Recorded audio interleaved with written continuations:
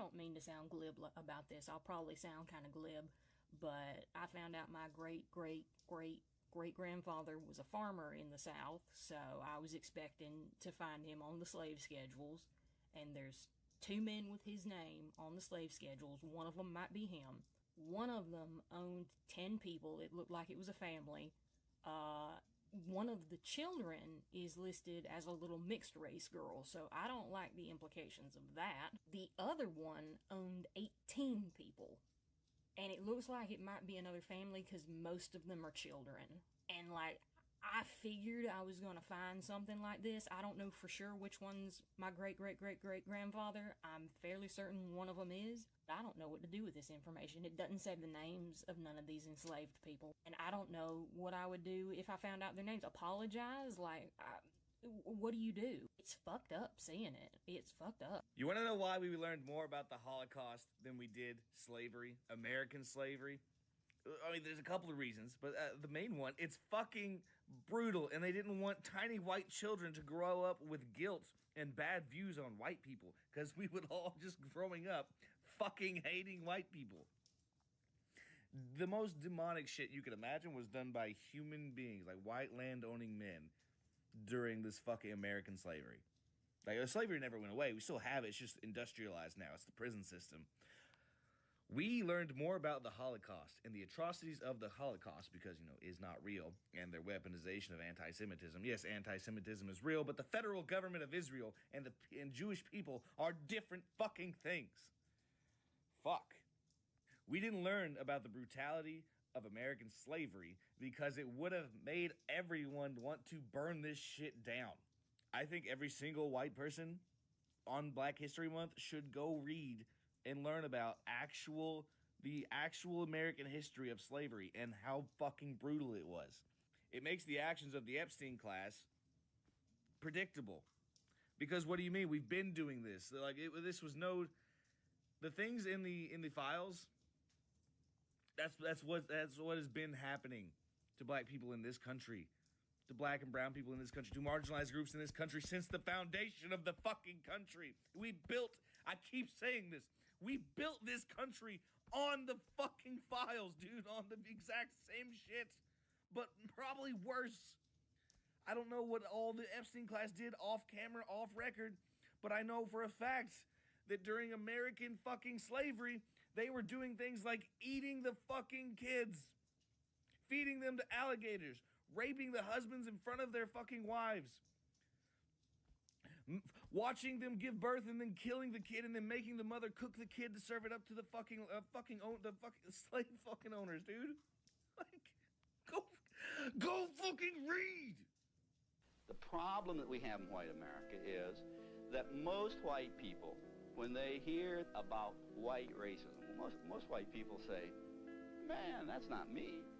I never discriminated against anybody. Never did. In their sense of what discrimination means or what racism is, they may be right.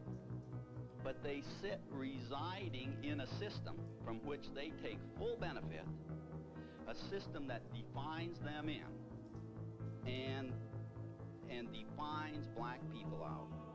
We are going to have to face the fact that we are not a community. A community is where a lot of people develop mutually beneficial relationships with each other. And our racist institutions and the political boundaries of our cities define black people out of the community. White people sit in their suburban homes and watch your television programs and hear about all of these laws that are being passed. Many of them are beginning to wonder, what is it with those colored people on there? Why are they so upset? All this wonderful stuff that we're doing for them. But we aren't focusing on the black man living on the block. He lives in a two-flat on that block. And he knows what the circumstance on that block was 10 years ago. And he knows what it is today. And he, too, has heard about all of those programs and laws being passed. But the hard fact of the matter is that things are not changing for him. It's no wonder that the white population and the black population are pitted against each other when the black man knows that the change is not coming and the white man thinks that major efforts are being undertaken when they are not. So I don't think anybody should be surprised when one sees the black people in an open attack on the system, because I suspect that they don't see that there is any other realistic alternative. So black people have only been full humans in this country on paper from about 1968 to now. This tiny window of time, black people have been seen by the law as full humans. And now that's getting rolled back every single day. But if you wonder, like, why can't black people get it together? Why aren't black neighborhoods better? Blah, blah, blah, blah, blah. We just got free. And to bring it home, I always use my family tree. My father's been able to trace his side of the family back to the early 1800s, 1820s, where Ben Plummer was enslaved in North Carolina. Ben Plummer had parents, so I know that my family's been here since the late 1700s, early 1800s, longer than most white people's families in America. I, born in 1975, so from the late 1700s to my birth, I'm the first person in my entire family tree born with full human rights. First generation. Been here since the 1700s. I'm the first generation of plumbers born with full rights. And so what I tell my students is, the fact that you even exist today makes you amazing. Black people should have been extinct, given the hundreds of years of slavery, then 100 years of Jim Crow and racial violence. We shouldn't even exist on the planet. But not only do we exist, we thrive. We create the culture and trend that shapes the world. People follow us. People use us as the arbiter of what's good and what's bad, what's cool and what's not.